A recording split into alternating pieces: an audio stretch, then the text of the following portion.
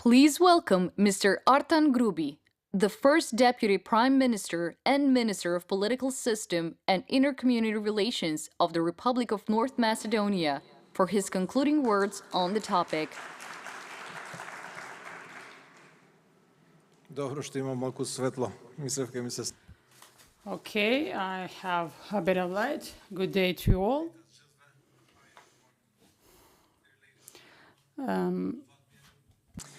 Host of this event, congratulations on this year's conference. As I can see, it's a great success. So let me get straight to the speech. The fate of this conference in its first 2 years is followed by crossroads. Initially, the one of the COVID pandemic and its consequences, and currently that one of the human nonsense called war. It's a war in the year 2022, in the 21st century, in Europe, featuring in its main role Putin, who is 1 century late with his agenda and a world away from humanity and civilization values. Last year, I spoke of the risk of corruptions for the development of the society. The same counts for today as well. Nothing has changed. However, today I would like to talk to you about what we call parashikueshmari in Albanian, predvidljivost in Macedonian, or predictability in English. In preparing for that, I read something quite interesting and funny. So someone said that anybody who has seen a convertible car caught in a rainstorm understands the importance of weather forecasts. Of course, a forecast that is fast, accurate, and reliable. Politics, economies, societies, like weather, are complex. Therefore, dear friends, predictability matters. Predictability builds confidence and certainty in society, in politics, and as well as in economy. Inaccurate forecasts, whether they underestimate or overestimate, incur additional complications. Forecasts are therefore crucial for everything in life and prevent cracks in the crystal balls. In economies, unpredictabilities crash markets. In life, unpredictability crushes plans. In politics, unpredictabilities crash the system. In normal circumstances, political processes have predicting outcomes, but not when it's about my country. It's never dull around here. So if you apply for NATO membership, one is supposed to fulfill the NATO criteria and join the alliance, but not my country. It had to undergo a constitutional and a name change to deserve the mercy of membership. So that was not a very predictable outcome, you must agree. If you apply for the European Union, one is supposed to fulfill the Copenhagen criteria, but not again my country. It had to change the name, and that was not enough. Now it is being required with methods of 18th and 19th century to be something else than what we really are, or to be admitted to be speaking some other foreign language than we actually speak, in order to deserve the mercy of membership after wandering in the Brussels labyrinth for 14 years. This will also, you will, I guess, agree that it's not a very predictable outcome. So, no forecast can predict these unpredictable, unheard, and unseen circumstances, and therefore its consequences are long-term and multidimensional and very, very difficult to repair. Uncertainty does exist, and it's a fundamental component of the global environment.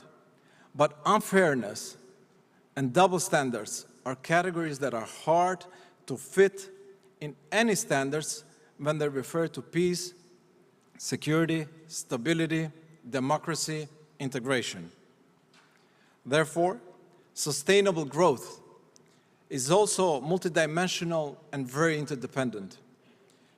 Its drivers include predictability and foreseeable future based on established principles.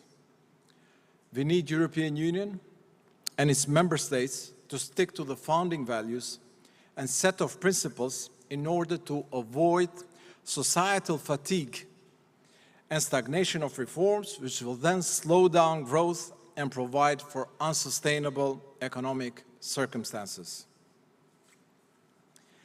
Nevertheless, rainy or sunny, cold or hot, we need to deliver up to the expectations. That is why I'm very happy, I'm very proud to announce that we are building the Corridor 8 and Corridor 10D between Prilep and Bitola, as well as the Skopje-Blase highway, including also the Kičevo-Bukovčani connection to the highway of the Corridor 8 that amounts to about 1.7 billion euros in our economy, for our companies and for our citizens. This, combined with the building of the railroad of the Eastern Corridor 8, and hopefully next year also the western part of this rail corridor with Albania, will have tremendous impact on our growth, and I am proud to be part of this process that will be enriched by the green agenda, projects of renewable energy, waste management, water supply, and sewage systems. By the way, this is also what the Nobel Prize winner Paul Krugman emphasized yesterday as well. Bearing this in mind, the forecast for my country for this mandate is highways, rails, green agenda, development, but also further reform and not giving up on the European dream. Ladies and gentlemen, this is my weather prediction, my forecast, and as the American expression says, you can take that to the bank. You've been very kind. Thank you.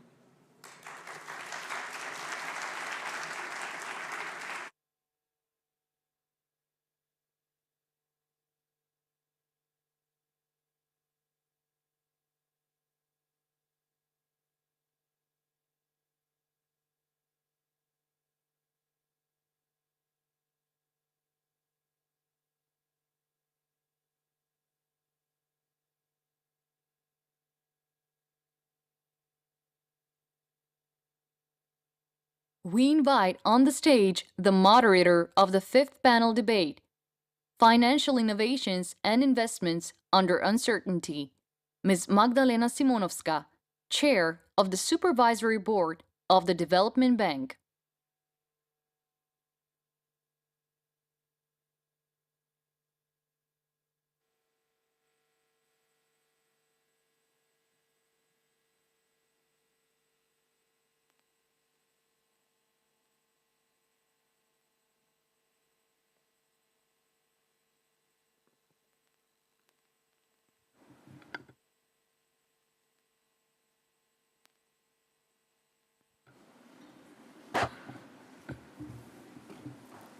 We can start? Yes. Dear Deputy Prime Minister, dear Minister, dear guest, thank you all for joining our panel today covering the discussion on financial innovation and instruments under uncertainty. The emerge of a new alternative investment instrument, more intensively and directly engagement of a broad investor public accompanied by high valuations and increased usage of technologies are some of the trends marking recent period.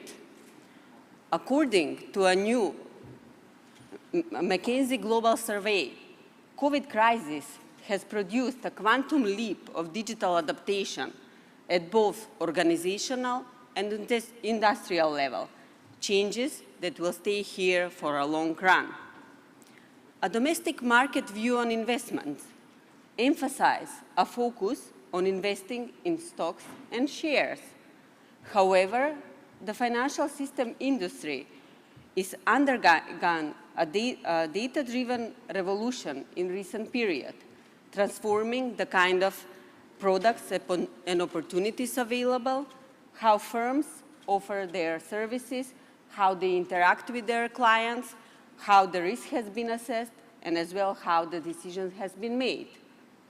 Hence, one of the main priorities to respond to the demand of the new era investors is to be at the forefront of technological growth, to offer the widest products and the widest financial services which are tailored to the need to all investors, as to fulfill the vital role in enabling the financial sector to achieve its potential and position the domestic economy for sustainable growth. How does our market react to the new normality?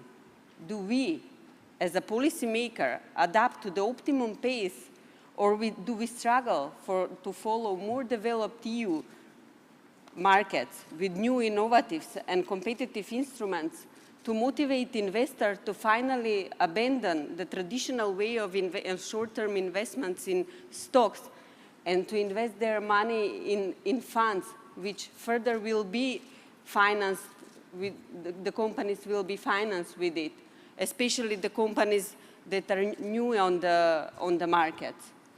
Should other activities be taken in combination with the regulation? And is the regulation, in fact, an obstacle so far to changing the way how investors think? Will be topic for today's discussion. Before we start the discussion, allow me to introduce shortly my panelists today. Our first speaker today has recently joined the ministry, coming from a strong background in the financial sector, in the field of investment banking, financial analysis, and asset management. A part of the management in pension industry, he participated in implementation of investment strategies that included innovative instruments, the development of hedging models that include modern technologies, and a wide range of instruments. Please be welcome the Deputy Minister of Finance, Mr. Filip Nikolovsky. Our second speaker, the only woman on this panel representing highly valued financial regulatory segment, known as a leader in promoting innovative in her work, persistent in supporting financial education, hardworking woman, and highly appreciated professional among her colleagues, it is my honor to have Ms. Nora Aliti, the President of Securities Exchange Commission, as a speaker today. Mr. Ivan Shteriev, the Chief Executive Officer at the Macedonian Stock Exchange, is considered as a dedicated professional who selflessly invests in his work. His attitude, great enthusiasm, and vision influence the creation of the modern stock in our country. Please welcome. The Director of the Fund for Innovation and Technological Development in North Macedonia and Professor at the Department of Computer Science in State University of Tetovo, with a long academic background as well as political experience. Please welcome Mr. Festim Halili. Our fifth speaker today is addicted to figures and analysis, person who wants to create a policy based on numbers and not numbers based on policies, wants to know his starting point, to set the goals and insist to measuring the result. Known for his innovative and future-oriented approach in the work, Mr. Jovan Despotovski, Director of the Directorate for Industrial Technology Development. The only banker on the panel today, coming from Turkey, often says that he feels like a proud Macedonian, especially when he's cheering for our handball teams. In leading the bank and his team, he is leaving significant footsteps on the Macedonian financial market, involved in different important roles and a great ambassador of our country business in Turkey. Last but not the least, Mr. Bilal Sujobashi, Chief Executive Officer of the Halkbank Macedonia. Thank you. Thank you, panelists, for accepting the invitation to discuss today. I will start with the Deputy Minister. Mr. Deputy Minister, the Growth Acceleration Plan is a document that has been prepared last year by the team of the Ministry of Finance, based on a new approach offering coordinated support on public and private sector investment blending in a number of different areas, detailing available funding sources and funding instruments. So how do you assess the vision for modernization of the financial system in our country, especially in this crisis period? What kind of incentives do investors might find while uncertainty is still high in these new normal times? Thank you, Magdalena. Thank you for your kind introduction. The most difficult panel is the one after the lunch, but it's motivation for us to do it in more dynamic and more efficient way. As you said, Growth Acceleration Plan is a general framework. It was established by the government last year, and it will play the key role in boosting new jobs and growth in the economy of North Macedonia. The ultimate goals of this plan are threefold. First one is to increase the investment, to use in a more efficient way the publicly investment funds, which are planned to be at level of 4 billion euros in the next 5 years, which will boost also the private investments for at least at the same level or maybe double.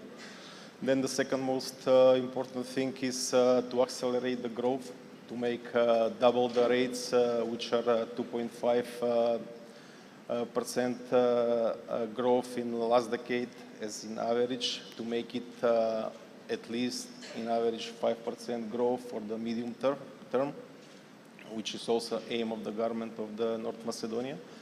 And the third important thing is to ensure the fiscal consolidation, where we have an aim to put public debt at level or below the level of 60% from GDP.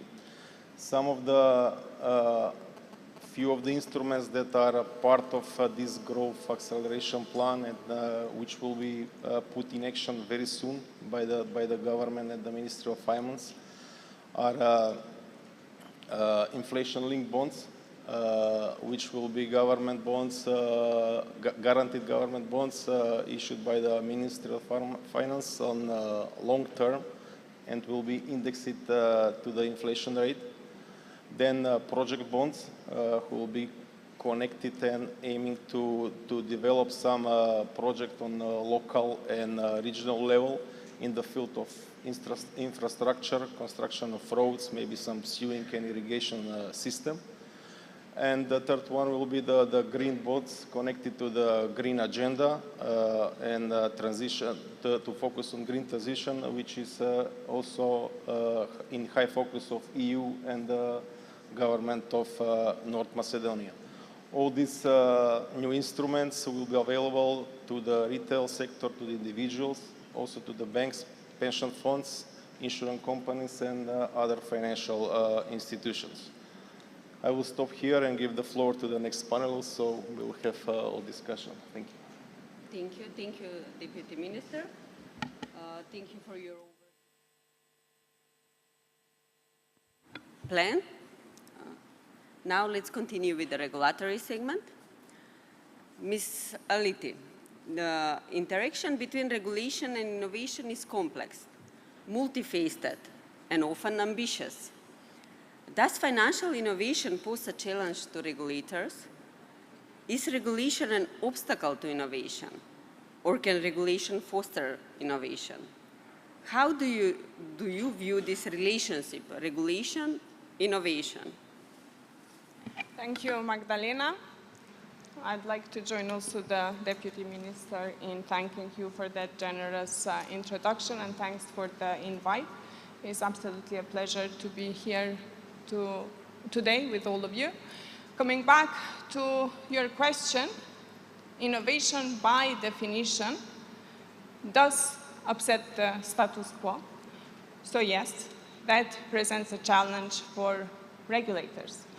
But it is also a challenge for the rules of the game and for the other players. From a regulatory standpoint, the main challenge or the main struggle is how to strike that right balance between protecting the end user and fostering innovation. Because when new products or new technologies come along, the need for investor protection doesn't go away. Additionally, established players on one hand may argue that the new guys on the block aren't constrained with the same rules as the incumbents. While on the other side, the new entrants might argue that regulatory compliance is costly, that too much regulation is imposing unreasonable entry barriers, and that can protect vested interests or can impede innovation and competition. So really, depending on your standing position between these two opposing sides dictates whether there is too much or too little regulation. I occasionally like to remind people that regulation is there for a reason, and I would say its existence is mostly valued during times of crisis. However, having said that, one thing is certain: regulation and regulators do not constitute an environment that is hostile to innovation. We want to ensure that the benefits of innovations are unlocked because of the regulation and not despite of it. And we genuinely try to walk this talk. And here I can bring as an example that during March of this year, the Ministry of Finance, the Central Bank, SEC, and also other financial regulators joined forces. We created a committee that is there to support the development of innovation in the financial system, or the so-called FinTech Committee. And we are also jointly and actively working on a national FinTech strategy. And this committee will be tasked with implementing it. So one good tool that will be put to use through this process is what is widely called as regulatory sandbox. It will help us, regulators, to better understand how innovation is working and hence build better rules, but also it will help qualified entrants to offer those innovative products without that fear of regulatory sanctions, as to say, to test the waters without having a fear that will come with some sanctions. Another example I can bring up here is the no action letter, also as a tool that is used to make the experimentation a little bit easier. And SEC has used this tool in the past for a crowdfunding platform that today, the same one in cooperation with the Macedonian Stock Exchange, is available to our domestic entrepreneurs and investors alike. And to sum up, I'm really not an expert in relationships, but I can say with confidence that the relationship between regulation and innovation is really like any other new relationship. We shall hug without suffocating, and it's important that in those early days we don't go too fast, too deep, and too early. Thank you. Thank you. Thank you, Ms. Aliti. Very useful. Continuing with Mr. Stariev, following the Deputy Minister remarks on the development of the new instrument, as well as the innovation in the regulation landscape referring by Ms. Nora Aliti, can you please give us a snapshot on the market data the availability of instruments on the Macedonian Stock Exchange. Can we consider the working of the Macedonian Stock Exchange as an innovation? Thank you. Good afternoon to everybody, and congratulations to the Ministry of Finance for organizing this very unique and important event, and of course inviting me to this panel.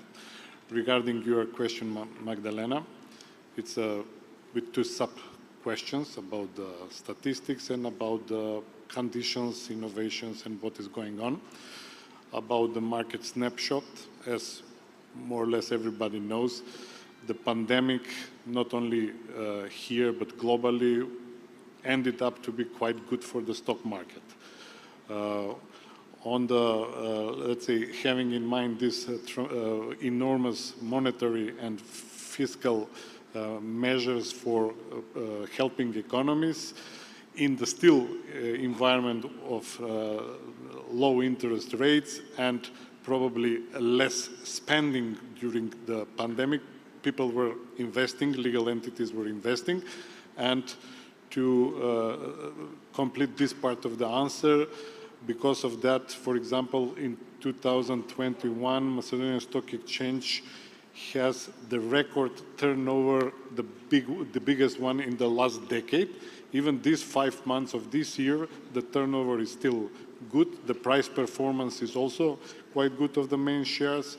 For example, in the last 5 years, the main stock exchange index, MBI 10, is up 188% for 5 years. We are quite unique, and now I'm touching the field of innovation and or maybe some let's say good trends as well. We are quite unique in the region that we have quite high participation in the turnover of the domestic retail investors. So it goes from 40 to 60% in the last few years. And this is quite good because this is actually achievement of this trend of democratization of investment. So obviously, we as a marketplace, we are providing to the retail investors a kind of different investment opportunities, and this is quite good trend. Although there is, and this is connected with the regulation as well, there are some possible, let's say, aspects to be taken into consideration as well.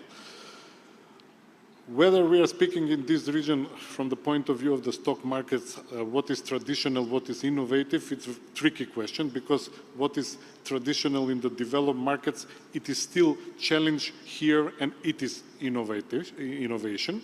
So maybe to conclude my answer, I will say a few sentences in which I will explain what is our, let's say, idea and strategic vision as a stock exchange in order to carry out the function which is not carried out throughout the region about giving corporations place for obtain financing, market financing, besides the banking loans.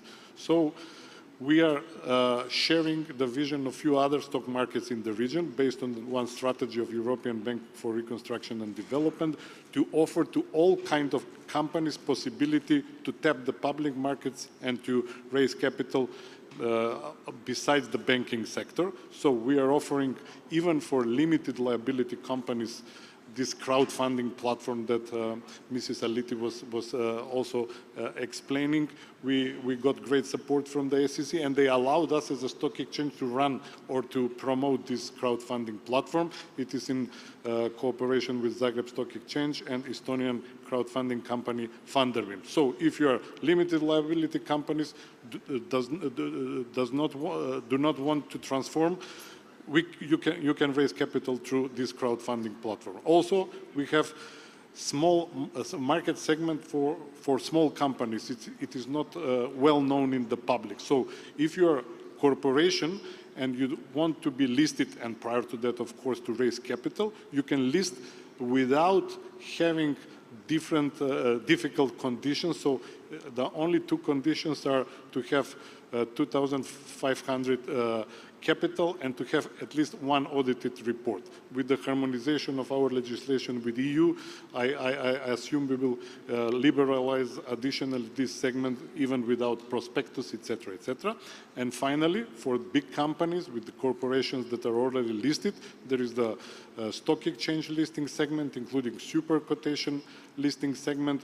We modernized that with the recent, again, joint project with SEC, new corporate governance code. We also published new only reporting guidelines in the region for environmental social governance reporting, etc., etc. So we are here for companies, and in the new environment with obviously and unfortunately increasing interest rates, with all these new challenges, talking about resilient, bigger capital in the companies, I hope that stock markets in the region in Macedonia will be a good opportunity for companies.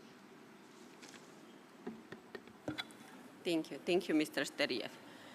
Continuing with Mr. Halili, the Fund for Innovation stands as a leading state institution in support of micro, small, and medium enterprises, especially also in the companies which are in early stages of development. I would like to ask you to elaborate on the importance of having such institution, referring to my introduction words, and what are your plans for the future? Okay, thank you. Initially, I would like to congratulate you for this wonderful event where we had the chance to listen to great international speakers and Nobel Prize winners. Back to your question, it is an honor, but also it is a big challenge to lead the Fund for Innovation and Technological Development, because it is one of the main pillars and one of the main institutions for supporting the private sector and especially the small and medium enterprise. Regarding our plans for the future, they are multidimensional, because we tend to, when we think about innovations, we tend also to include the academia and also the researchers in promoting these innovations together with the private sector. So also, it is very challenging to design the calls so that we make reliable calls, so that we promote also equal and regional growth in the entire country. Also, we are working and we pursue to work in the national strategy for the artificial intelligence, which would be the first AI strategy in our country. We know that the technological revolutions are very common in today's world, and according to the Moore's law, each 18 months we have some new technologies, and it is very challenging to follow these revolutions. Also, we try to ease a bit the work of the Ministry of Finance. Here is Mr. Bissimi with us today, so that we be a bit independent from the country finances.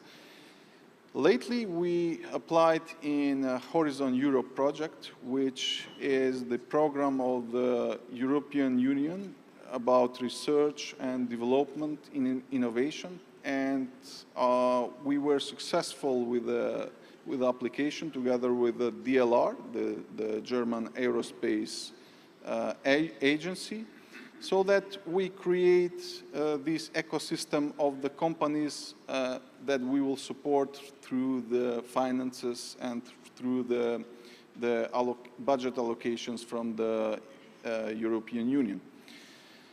In addition to this, we need to well define the term of innovation, because we believe that creativity is thinking about new things. but innovation is doing these new things. And that's what we tend to do. We tend to build this ecosystem of new technologies which will help accelerate the economical growth of our country. Thank you. Continuing with Mr. Despotovsky, the Prime Minister yesterday on his speech mentioned a new concept that is implemented in the industrial zones. The industrial zone had a record high in 2021 with over 3 billion exports for the first time. Is it due to the new concept that you are trying to implement, or it's starting, the new concept is starting this year?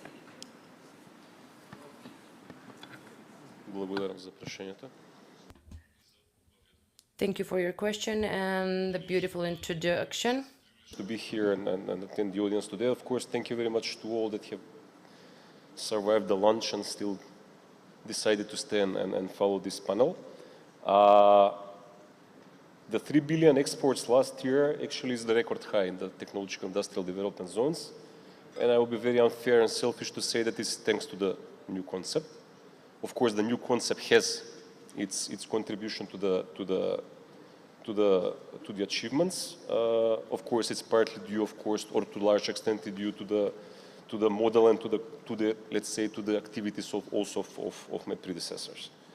The new concept is based on the, let's say, on the recognition that what happened, let's say, with the pandemics caused us to think how we need to change, how we need to adapt, how we need to innovate.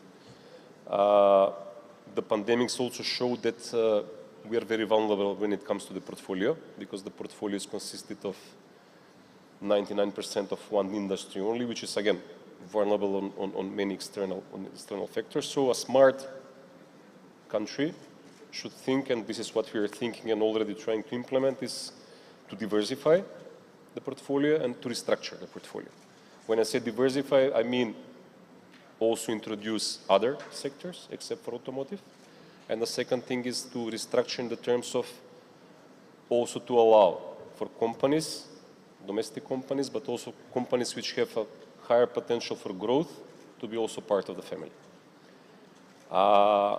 The new concept is based, which we have started to introduce already in practice since last year, is based on a very simple premises that the state aid as such is not considered as aid because the companies do not need an aid or assistance from the government. It is actually the government who is providing co-financing to investments coming from the private sector, meaning that the government should be a partner to the investors. When we say partner, it understands that practically the government needs to receive certain benefits out of it.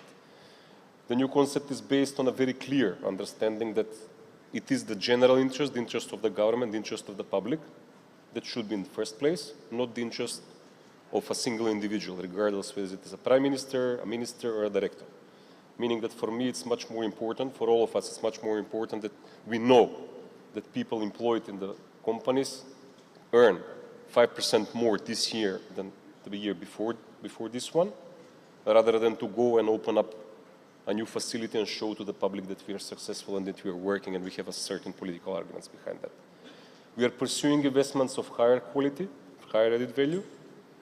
We are offering an individualist approach, meaning that we try to understand what is important for the investors, and we are not following the principle that everybody should get the same. Why? Because, as I said, we are an investor, meaning that we are in pursuit for certain goals.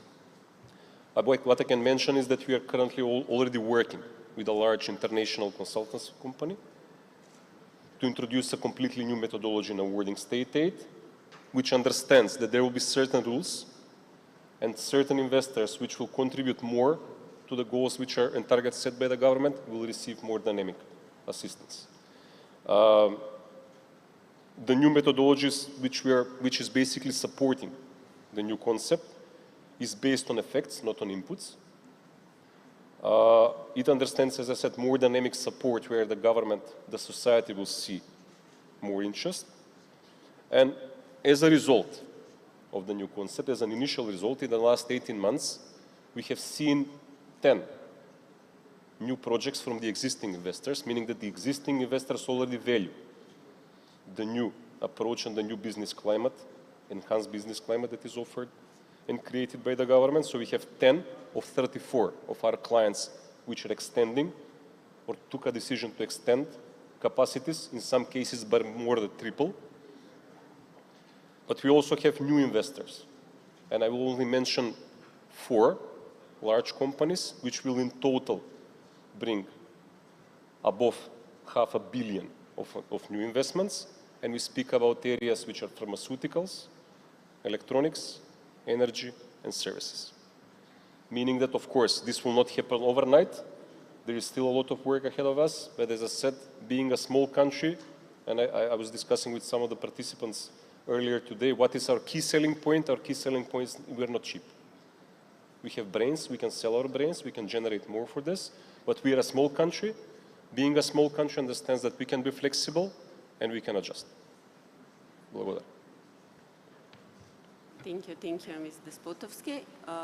Before we continue, I would like to excuse the Deputy Minister. He needs to go to the Parliament. Thank you for your input, and we will continue.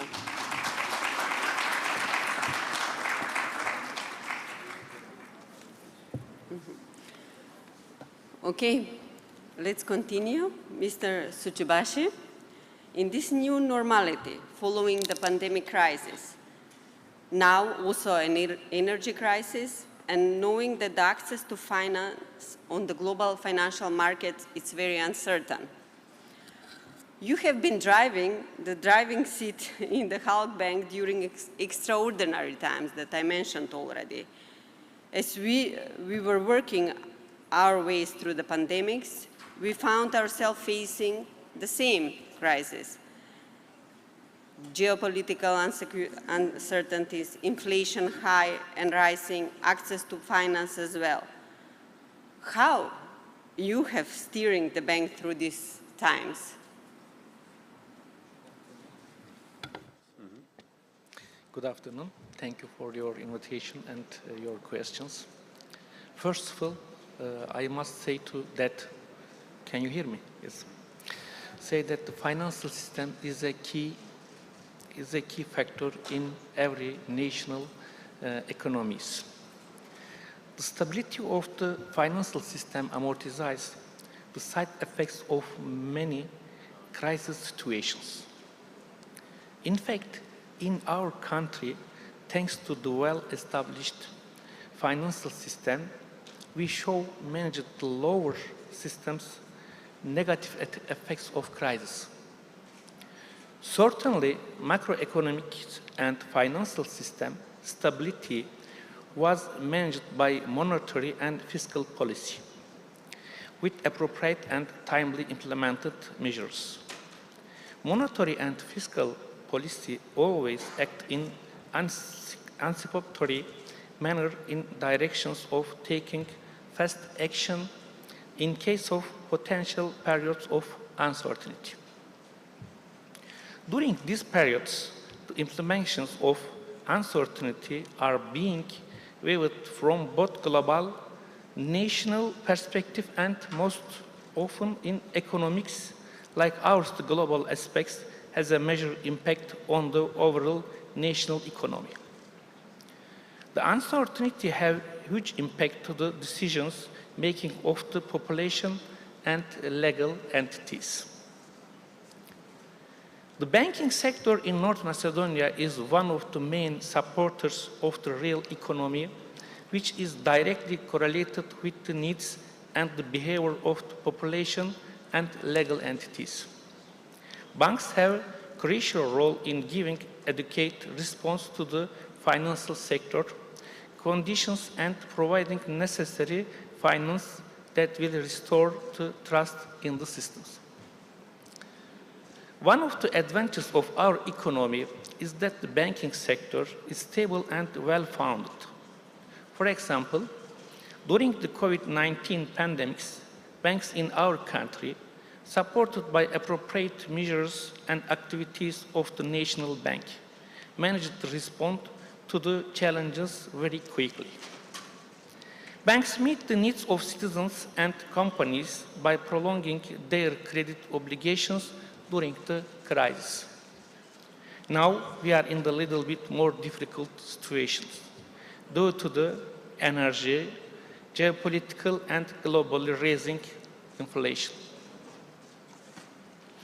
From the point of view of financial institutions that is operating in this country, I can say that we are dealing with challenging situation. Of course, we are all trying to respond in best possible way. We are practicing different policies and strategies for different segments. I want to continue, but it seems my time is finished. If you want, we can continue next steps. Thank you. I believe you finished, Mr. Suchobashi? Or I have a little, if a you little want, bit? I Okay. finish it. Okay. Okay. Sorry, Okay. I thought that. Okay, thank you.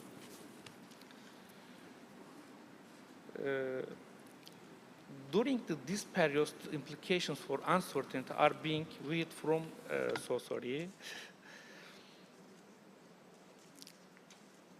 Yes. Even in these circumstances, Halkbank ADES Skopje will still be present as a partner by giving advisory service, offer profitable products, continuously working on keeping high level of customers' satisfactions in order to meet clients' needs. So far, we managed to do this very well.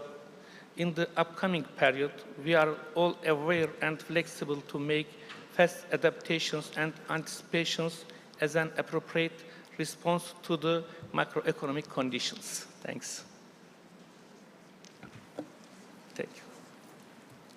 Thank you. Thank you. You can switch off your microphone. Okay, I believe that we are a bit late with the time. I would, with this final intervention, I will close this panel.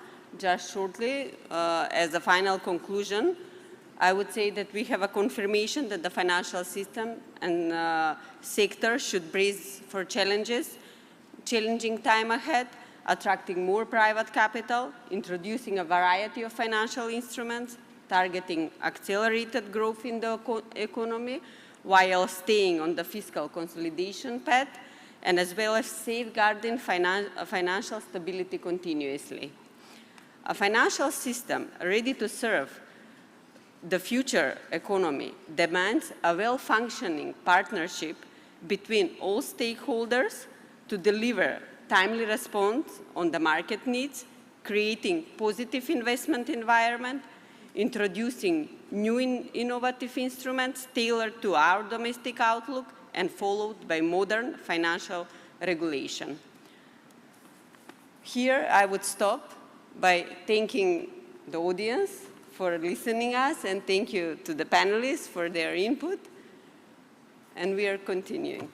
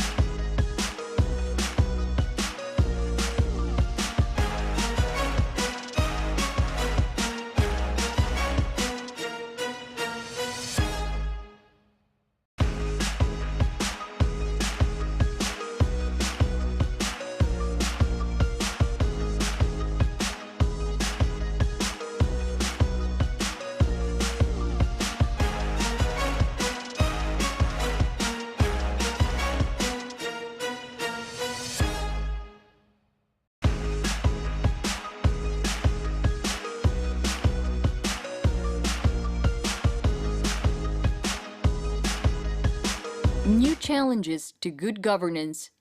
Please welcome our moderator, Ms. Besa Arifi, Professor of Law at the Southeast European University in Tetovo.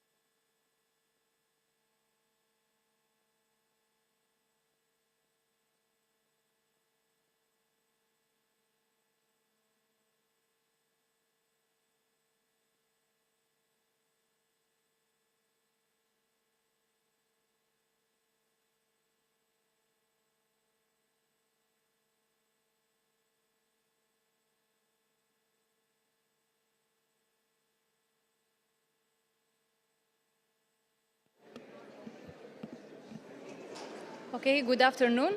Can we start?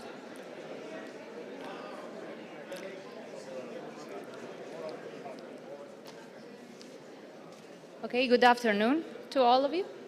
Dear host of Skopje Economic Finance Forum 2022, Minister of Finance Fatmir Besimi, dear representatives of the Government of Republic of North Macedonia, distinguished excellencies, representatives of missions, delegations and embassies in Republic of North Macedonia, honored academics, professors, students, citizens, ladies and gentlemen.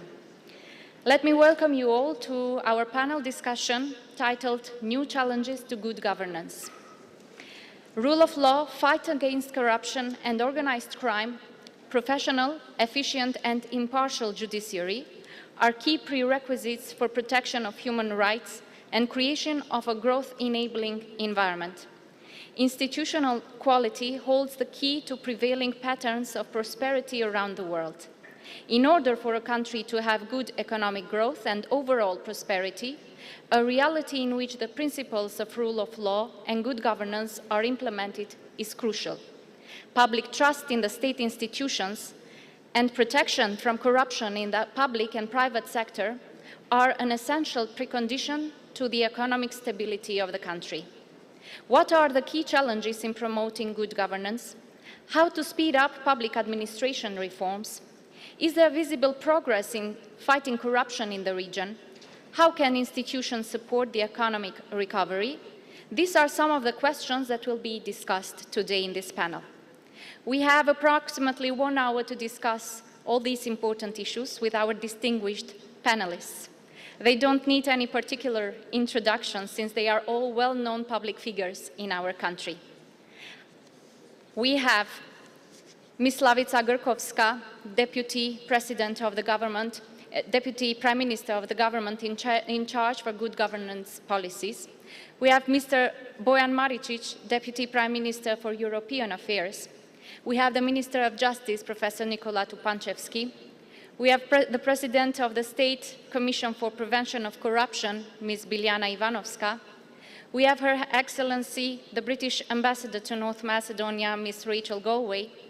And we have Ambassador and Head of the OSCE mission to Skopje, Mr. Clemens Koya. We have Deputy Chief of Mission at the United States Embassy in Skopje, Mr. Eric Mayer. So these are very honored guests, and as I said, they don't need any particular introduction. And I am deeply honored to be moderating this panel and to discuss these important issues with our distinguished guests. Without any further ado, let us start with Ms. Slavica Gurkovska, Deputy Prime Minister in charge of good governance policies. Deputy Prime Minister Gurkovska, respecting and implementing the core principles of good governance is considered a highly important topic for the government of Republic of North Macedonia. As the Deputy Prime Minister in charge of good governance policies, could you elaborate what are the core pillars of the work that you are doing, and where do we stand with the reforms in this regard? Thank you. Thank you very much, and it's my great privilege to have the opportunity here today to share our views regarding the topics and the pillars that we are focused not only as a cabinet but as a government, because creating policies for good governance is one of the major challenges not only in North Macedonia but in the world. As other countries also, North Macedonia is focused in creating efficient, transparent service delivery institutions that will be professional. Creating policies in that part that will be not linked with any political party, with any person, but in creating policies that will be long-term, sustainable, that will last longer than one term, one mandate of one government, but it will be just enhanced and improved in the future. So, speaking about the focus of the cabinet of the policies for creating policies for good governance for this year, the plan is focused on 3 pillars. Which means digital transformation of the society, creating anti-corruption policies, and creating the opportunity and policies for transparent and efficient institutions. This might think that these 3 pillars are separate and not linked between each other, but actually is completely the opposite, because all of them should lead to change the mindset that we have as a society, because digital transformation of the society should lead to the efficient and professional institution who will be service to the citizens in a professional way without having a people impact to the decisions that are requested by the citizens. At the same time, will decrease the possibility for corruption, and at the third time, it will lead to the transparent and efficient institutions that we are focused on. Of course, it is a great challenge. There is a lot of work that needs to be done. That's why we are taking steps in improving the policies, introducing the solutions that will increase the transparency, focusing on public finance and the responsibility towards all institutions and sectors that are using the public money, not only the governmental institutions, but also all institutions or I would say individuals who are using subventions from the government should be aware that they are using public money, that they will need to be responsible how they will send, and they will need to be aware that they need to inform very openly and very transparently if they are spending money exactly for the purpose that are giving to them.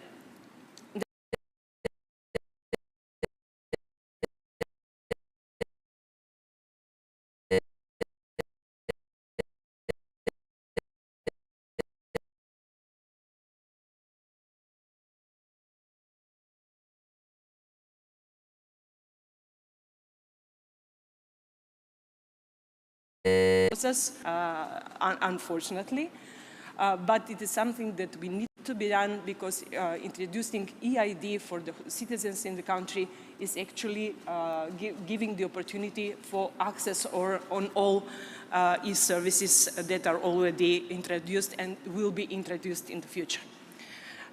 Regarding the transparency and efficiency of the institutions, it is very important to discuss also about the KPIs, to have measures, real measures based on which we can judge if we are doing our job good, what are the achievements of the targets that we have set up, starting first from the government point of view.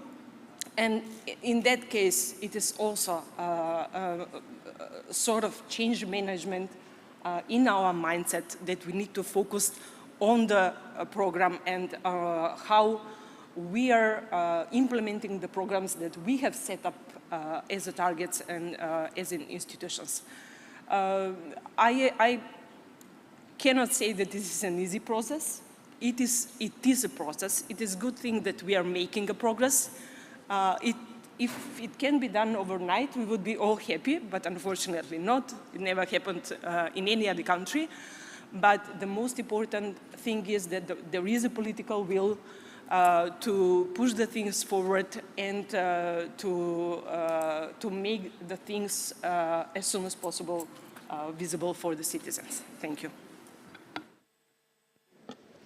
Ms. Grkovska, thank you for your address, and especially thank you for mentioning that there is a political will to carry on these processes. These are very important processes, and they are the essence of the democracy, and that's why the importance of the will to take them forward is very important. We will continue with Deputy Prime Minister for European Affairs, Mr. Bojan Maricic, who is with us today. So, Deputy Prime Minister, good governance and rule of law are key issues in the cluster foundations. The most important cluster, which opens first in the negotiation in the process of integration in the European Union. Where do we stand with the reforms in rule of law and good governance in regard? And maybe a more direct question to you. What is your opinion in the regard of how transparent is this government? And what has been done to increase accountability and transparency of the government so far? Thank you. Thank you. Благодарам, професорке. Аз ще се обратам на македонски язик. Thank you. I'm going to speak in Macedonian. Dear colleague Grkovska, distinguished Mr. Tupanchevsky, dear President, distinguished Ambassador Galloway, distinguished Chief of Mission, I'm very happy to be part of the panel this year's conference. I would like to congratulate the minister for on the organization of such an important forum, addressing such important issues. Everybody's clear, and it goes without saying that we cannot ensure economic growth. That is, the economic growth is inextricably connected with good governance. This is an old lesson coming from the democratic countries. That's why it's been entrenched in the negotiation framework, and it is a commitment of all the governments that strive to provide the prosperity of their countries. Good governance and the rule of law, in my opinion, are two sides of the same coin, and they are inextricably connected because yes, it is important to have good laws, but it is important also for the laws to be in favor of the citizens. But at the same time, it is important to have strong and impartial institutions that, based on the division of power, these institutions should distribute the services evenly and serve the citizens. This sounds nice, but a lot of efforts are necessary to fulfill this. Therefore, we need professional institutions, good laws, but at the same time, impartial courts that will monitor and control the implementation of the laws. This is not only a principle, this is inextricably enshrined in the European regulations, and that's why it's part of the new negotiation methodology. Up until now, that is, with the methodology of 2013, the accent was on Chapter 23 and 24, judiciary, fundamental rights, freedom, and these were the fundamental points, the starting points of the negotiations, and the final point of the negotiations, and continuing throughout the process with this set of fundamental policies. So this set has been enriched with good governance and transparent public administration. So all of these issues are directly connected to transparency, good governance, and the rule of law. I believe that we, as a candidate country, we have a lot to offer, a lot to say, that is. And the short answer would be that we have a lot of work ahead of us. As Ms. Gurkovska mentioned, nothing can be done overnight. But regarding the image of the government in terms of transparency and availability of public information, is definitely markedly increased compared to 5 years ago, and this is based on all the many international reports. I would cite a couple of them. First is EU country report stating that North Macedonia has increased its effort for the rule of law and transparency by enhancing the checks and balancing system, and also through accessibility to legislation issues. And we have had a marked advancement in several areas. So the public administration reform is one of the key issues. Therefore, we need to invest additional efforts in this area through the strategy 2030, but also with other policies, also good organization of the public service is related to our success story. Also, the engagement of all independent institutions, the anti-corruption agency, the judiciary, and other elements of executive power, intelligence, and also financial police are very important institutions to complete the puzzle, to complete the image attesting to the accountable and transparent operation of the government. In terms of transparency, bearing in mind a couple of research, recent research, so this government have shown that even for insignificant information, public spending, salaries, etc., we don't have problem publishing this data, even though, even when these data are not in favor of, as the research from Metamorphosis has assessed the good governance of the parliament and executive power in the countries of the Western Balkans. North Macedonia is in the first, is rating first, and then Kosovo and Montenegro as the most transparent in region, with 83.4% of criteria for fulfilled also. Something that shows that our efforts show results is the research from the Civil Communication Center showing 63% increase of transparency. I don't have much time left. Let me just mention the fiscal counter, open finance, and certain other similar mechanisms that seem too far-fetched until recently. We talked about similar examples in Estonia, etc., and this is something that already exists in our country, and it is a sign that we are in a good path. Maybe we are not fast enough in this journey, but we are definitely on the right track. Thank you, Deputy Prime Minister. We will continue with Minister of Justice, Professor Nikola Tupanchevsky. Minister Tupanchevsky, the ongoing reforms in judiciary address multiple issues regarding the independence of judges, prosecutors, as well as their accountability and transparency. Can these reforms increase the public trust in the judiciary? And a more concrete question to you, where do we stand with the digitalization of the court system? Благодарам почитувана колежка Бесарифи. Поздрав до организаторите. Thank you, Ms. Arifi. I would like to thank the colleagues, and I would like to congratulate you on this beautifully organized event. I hope that we will have a good and applicable conclusions and recommendations as a result of the event.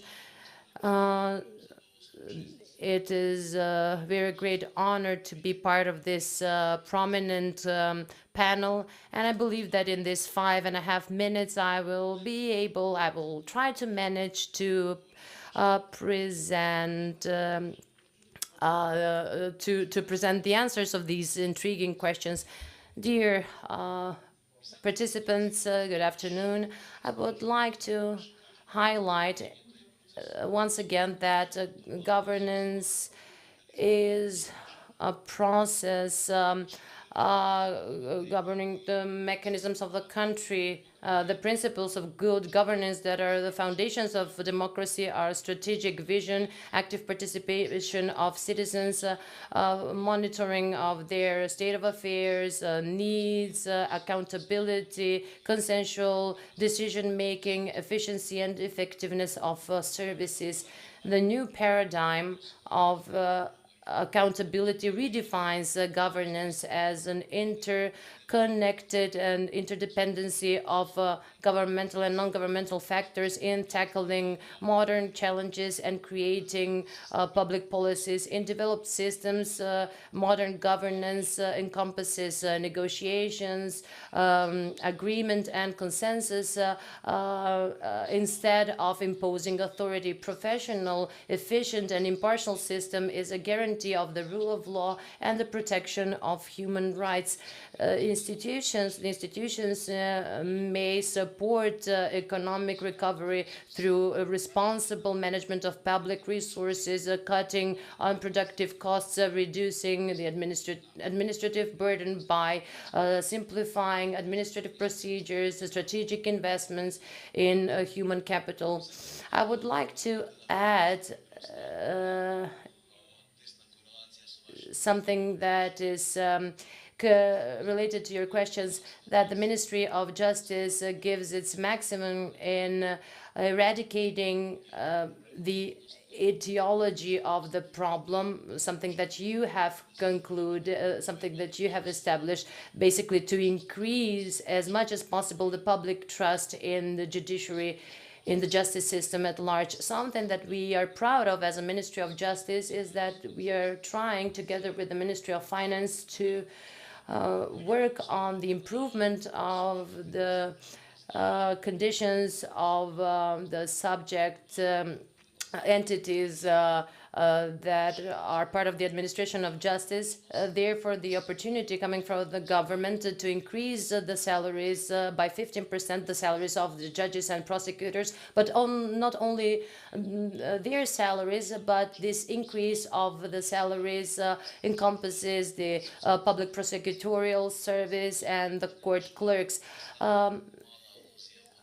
As allusion to my point, to my argument, if the public trust in the judiciary in our country, based on the international standards and criteria, was about 8%, so below 10%, it is unacceptable. So we need to try with our colleagues, judges and prosecutors, to achieve the 15% public trust, as is their increase of salaries. So maybe we need to establish a deadline for this goal, and that is until the end of this year. I believe that the government efforts are quite encouraging, and I believe that all of this will contribute to the increase of public trust, both in the judiciary and the public prosecution. And these efforts should be easily identifiable. I believe that this recommendation I believe that we need to achieve the Renaissance period of Macedonian judiciary, metaphorically speaking. So in this regard, once again, good governance and the rule of law are signs of efficient and effective judiciary. I believe that in the coming period, with joint efforts, we will be able to achieve our goals, something that encompasses increasing the public trust in the judiciary, but also bolstering the fundamental principle of the rule of law, something which is imperative for us as a country, especially related to Chapter 23 and our harmonization with the European standards. Once again, thank you for the invitation. Thank you for your extraordinary questions. I don't want these to be only empty words and platitudes. I believe that we will have real results in the area. Thank you, Mr. Minister. About the public trust in the institutions, it is evident that anti-corruption policies are crucial. We have the President of the State Commission for Prevention of Corruption, Ms. Biljana Ivanovska, with us today. Ms. Ivanovska, can corruption be reduced in Republic North Macedonia? And where should we look for a way out of corruption? Thank you very much for the questions. First of all, I would like to express my satisfaction for being here, for being part of this event as a president of the State Commission. Also, congratulations to the Ministry of Finance, and to the Minister especially, for organization of this event. Distinguished panelists, ministries, dear guests, of course, there is we can reduce the corruption in our country if the influence of the risk corruption factors will be reduced. Corruption is a dynamic phenomenon which takes many forms and is associated with various economic, legal, political, sociological, and other factors. The negative effects of corruption are enormous and far-reaching, stretching across the public, private, and civil sector. Corrupt behavior undermines confidence in institutions, efficient use of public resources, and it is a threat to democracy and the exercise of human rights because of the erosion of social values. It has simply become our everyday life, and in the absence of a system of values and of course a system of integrity, the citizens are increasingly accepted it as a way how to achieve their goals. The fight against corruption is not easy, nowhere, but experience shows that with systematic prevention and a socially oriented fight, we can achieve long-term success. For example, about 10% lower budget expenditure. So using the system-based approach and assessment of corruption risks, the State Commission prepared the National Strategy for Fight Against Corruption, which for the first time was adopted by the Assembly of the Republic of North Macedonia. The focus of the assessment was to determine the corruption risk pertaining to spending public money and or abusing official position in the public sector. The strategy diagnoses and selects priority issues that generate high risk of corruption and of course identifies measures how to overcome it. The problems and measures envisaged in the strategy have been located in the following areas and sectors: public procurement, public sector in employment, political system, judiciary, law enforcement bodies, health, education, labor and social policy, urban planning, environment, agriculture, sports, economy and business, public enterprises, and media and civil sector. We can say in our whole society. Based on the corruption risk assessment in horizontal areas and sectors, we can conclusion that public procurement and inspection are related to all sectors and their impact on society is very high. Public sector employment is also very important at the level of center and local government, and the risk of corruption is very high. The risk of corruption in the issuance of approvals, decisions, license and permits links the public and private sector, and it is very high both at the level of center and local government. Also, there is a high risk of corruption in the awarding of grants, subsidies and state aid at the center and at the local levels. Also, there are some areas that have an impact of the occurrence and practice of corruption, which were stressed in the strategy. First of all, funding of the political parties. This process creates an opportunity to establish connections and powerful position that may be used for corruption at a later stage. Second one, political influence over the process of drafting and adopting legislation. It is a process that creates ambiguous regulations and institutional structure of the public system, segments that become source of corruption. Funding the media and civil society organization is the third one.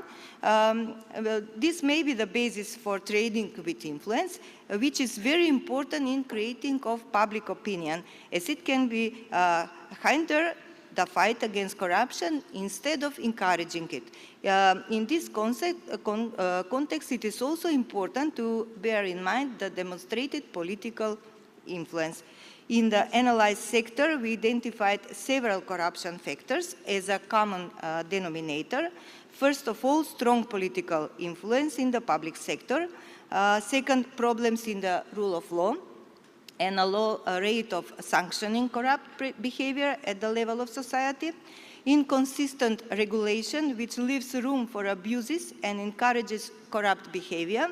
Low integrity of the human factor and insufficient transparency, monitoring system and control mechanism in the public sector, although the processes have been started, as the Vice Minister said before. So the fight should be aimed at reducing the impact of these risk factors of corruption. On to your second question, where should we look for a way out of corruption? Of course, there are solutions, even when corruption is widespread. Corruption is a situation of society that has arisen as a result of systematic weaknesses, but also, as I mentioned earlier, as a result of several corruption risks. I would like to say that it is necessary to be aware that the fight against corruption will be successful if it is common, involving all institutions and individuals who share our goal with us. I emphasize this especially because the analysis showed that only 20% of the measures and activities envisaged in the action plan of the national strategy were implemented, although the institutions had to undertake them in the first year of the implementation of the strategy. Also, the analysis of implementation of the initiatives and recommendation of the State Commission that the State Commission has sent to the institution showed that only 30% of our recommendations have been implemented. The State Commission is just one link in the chain of the institutions and actors in the fight against corruption. Unfortunately, we often feel that we are alone in this very difficult, important fight, despite the declarative and selectively expressed will to fight corruption by other structures responsible for making important decisions at the state and local level. In order to get out of the negative spiral of corruption, first of all, the functioning of the value system and the merit system should be enabled, as well as the ethical behavior and personal and institutional integrity should be strengthened. We need strong institutions with professional staff which will work legally, independently, transparently, impartially, ethically, responsible and accountable, for which it is necessary to exclude the influence of the politics, especially the abuse of discretionary powers in the field of employment, through well-known forms of action, nepotism, cronyism, clientelism, or employment through temporary employment agency in order to employ party members. The negative political influence is especially pronounced in setting up a high management structure in the institutions, negotiation for winning expensive tenders, urban planning, disposal and sale of state property, concluding concession agreements, granting license, awarding funds from vouchers to sport federation, clubs, athletics, and other segments. The next very important step is digitalization of the processes, which is very important in order to increase the transparency and accountability of the institution. Last but not least, the strengthening of the public awareness, as well as the protection of brave citizens to report illegalities and irregularities. It is of a particular importance. For the last, my sentence, I would like to remind that the European Commission in the country's progress report noted for the successful fight against corruption, it is necessary to support the relevant institutions for fight against corruption and to implement their recommendations, which needs good cooperation between all institutions. Thank you very much and sorry for the time. Thank you, Ms. Ivanovska. You mentioned very important issues in the fight against corruption, which is crucial in order to have higher trust in public policy institutions. We have the British Ambassador to North Macedonia, Her Excellency Ms. Rachel Galway, present here today. Your Excellency, Ambassador, what are the key challenges in promoting good governance? And can you also address, is there visible progress in fight against corruption in the region in general and more particularly in Republic of North Macedonia? Thank you. Thank you very much, and thank you for inviting me to be on this distinguished panel. To take your second question first, I think there has been progress, but I think there's more to be done, as has been set out by all the panelists before me. So I think when I talk about the challenges on good governance, I think I'll try and highlight where there has been some progress and what more we could be doing. So good governance for us starts with a question. Am I, as a citizen, getting value for money for the services that I'm paying for with my taxes? So it's a simple question, but it probably has a reasonably complicated answer. So I'd start with the what. What are the policies that we need in place for a prosperous future?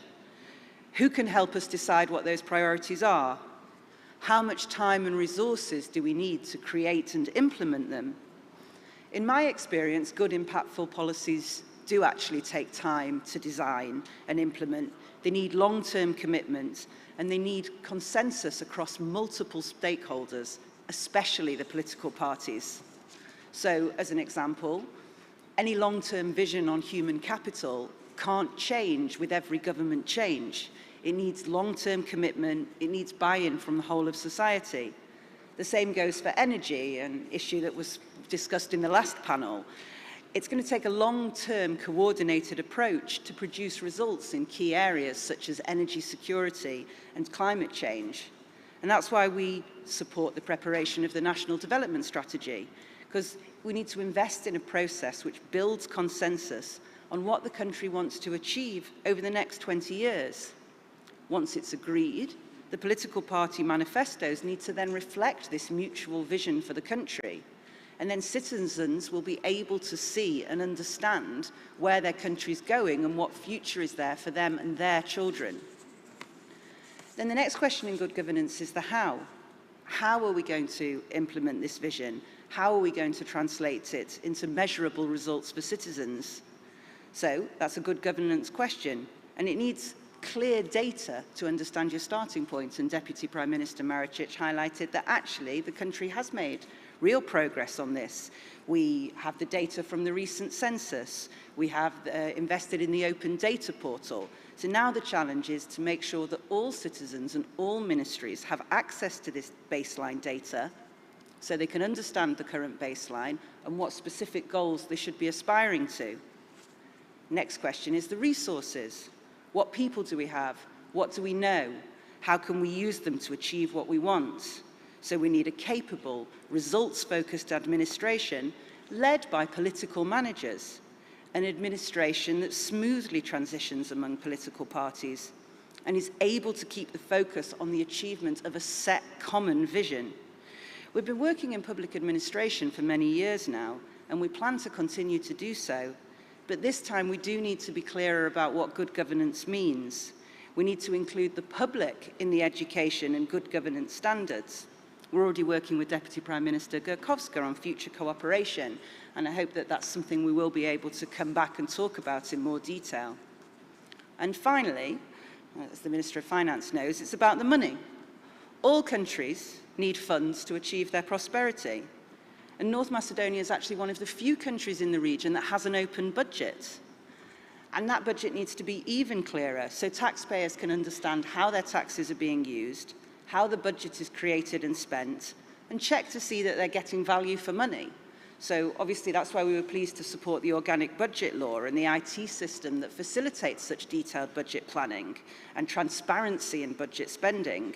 And that's one of the laws that's currently sitting in Parliament, and it requires consensus among the political parties to benefit the future prosperity of the country. So, in summary, what do we need for good governance? I'll start with the Deputy Prime Minister's point, political will. That underpins it all. And then it's a long list: transparency, accountability, responsibility, authority for making decisions, delegation of responsibilities, data and evidence for policy making. And those standards need to be at all levels, for those that create the laws, for those that implement them, and for those that ensure the oversight. And that is good governance for a good future. Thank you. Thank you, Your Excellency, Ambassador Gowi, for your address. We have the Ambassador and the head of OSCE mission to Skopje, Mr. Klemens Koya, present here today. Your Excellency, Ambassador Koya, why is it important that the state institutions make good governance a priority in their agenda and promote a human rights-centered approach? And how does the fight against corruption reflect in this agenda? Thank you. Thank you very much. Good afternoon, and thank you for inviting me to this panel.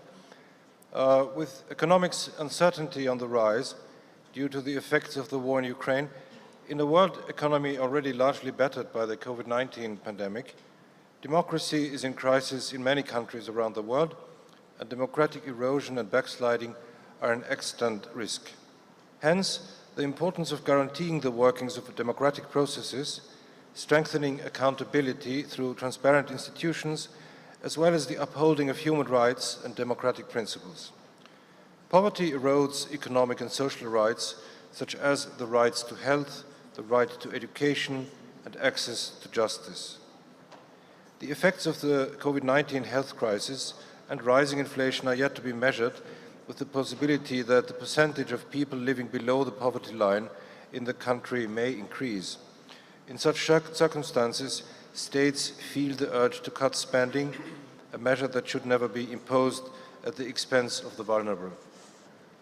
This is perhaps why the current times seem an opportunity for state institutions to make good governance a priority in their agenda and promote a human rights-centered approach with a balanced distribution of income and wealth. Nowadays, in times of crisis and global uncertainty, individuals and business companies need a safe and healthy business climate to realize their potential and compete in the regional and global markets. A precondition to enable such an environment is to have an independent judiciary and court system, as well as well-functioning institutions that treat everyone equally, guarantee their fair political and economic competition, gender equality, social inclusion, and environmental protection. Let me focus for a moment on the judiciary and court system, as they are of key importance for the rule of law and, in broader terms, economic development. A strong, effective, and independent judiciary has positive influence on the GDP per capita growth, and at the same time, better performing and efficient courts are instrumental in ensuring economic development.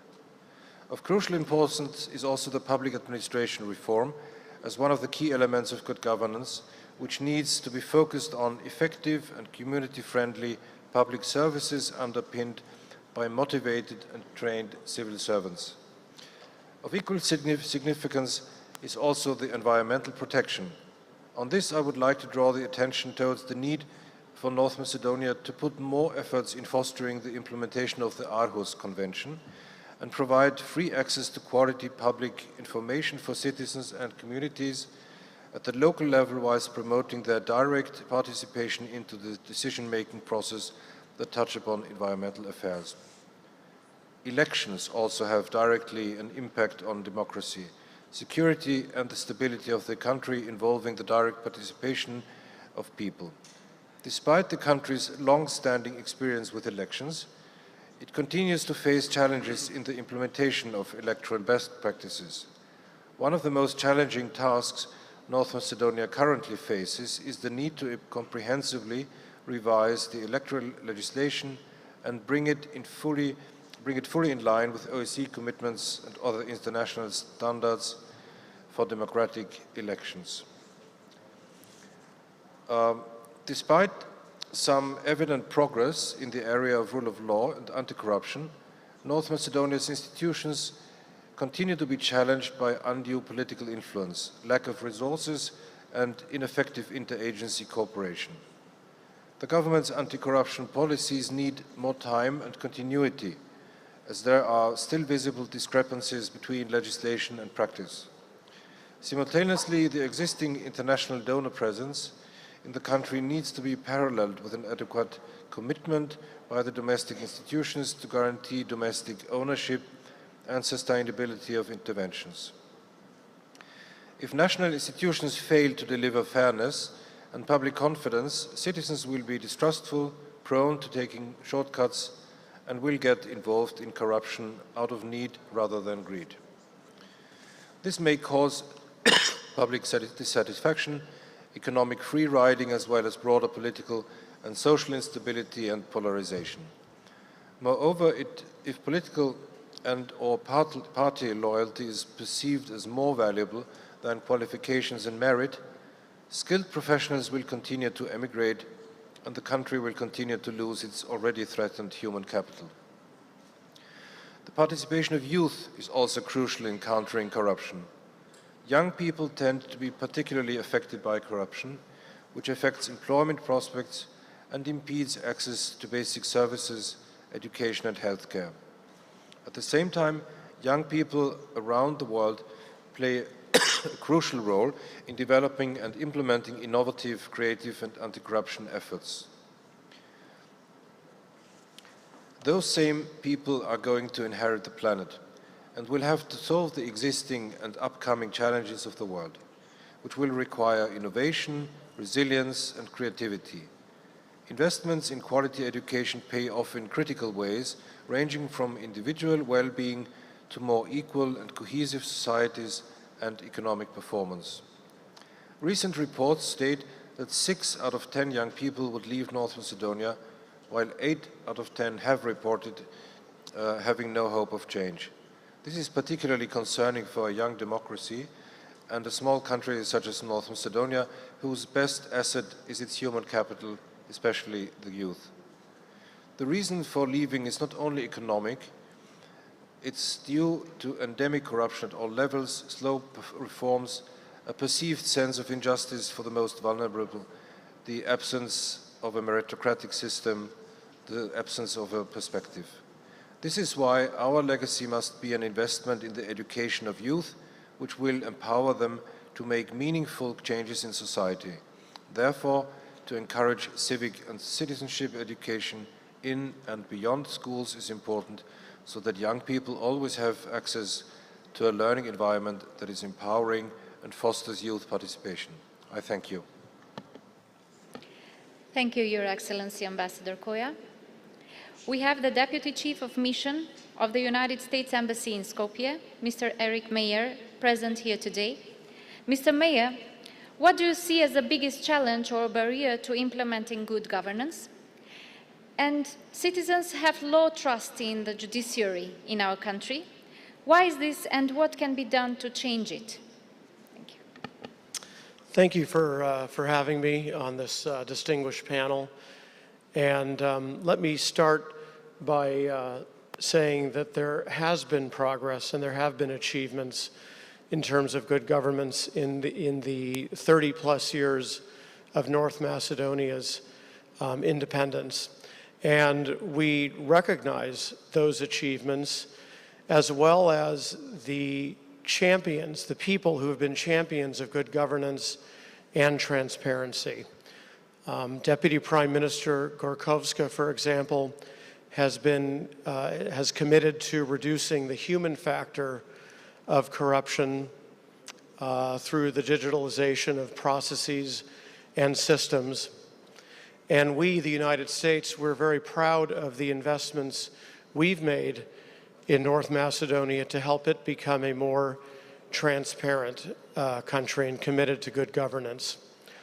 In my view, one of the biggest challenges, and the British ambassador mentioned this as well, is political will.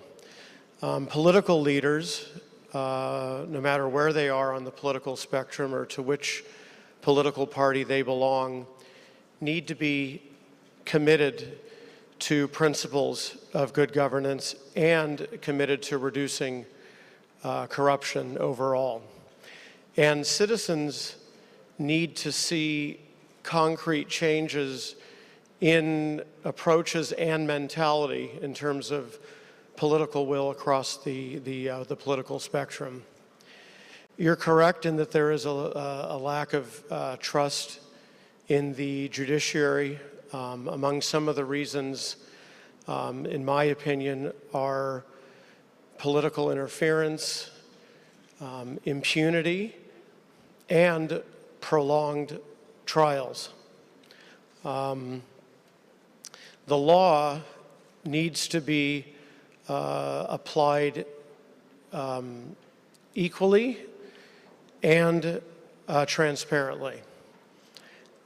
Judges should be appointed based on their merits and not who they know. And when judges take their seats on the bench, they need to be completely immune and free from political interference and also economic and political influence. So these are important commitments that people want and deserve. Thank you. Thank you, Deputy Chief of Mission, Mr. Mayer. Dear panelists, I would like to sincerely thank you for your effectively and timely contributions to this panel. Among other things, I am very glad that this was a perfectly gender-balanced panel. It was an honor to talk to you about all these important topics for the prosperity of our country and the region. We have undertaken important reforms in the field of rule of law and good governance, as it was mentioned by our panelists, but the most important message from this panel would be that there is still a lot to be done. Let us hope that the state institutions and the government, and in general, the institutions of this country will have the needed courage and persistency to effectively implement the reforms in this field. It is impossible to have sustainable economic prosperity without strong rule of law and effective and transparent institutions. I would like to thank you all for taking the time to be here today, and I wish the other participants a very successful conference. Thank you.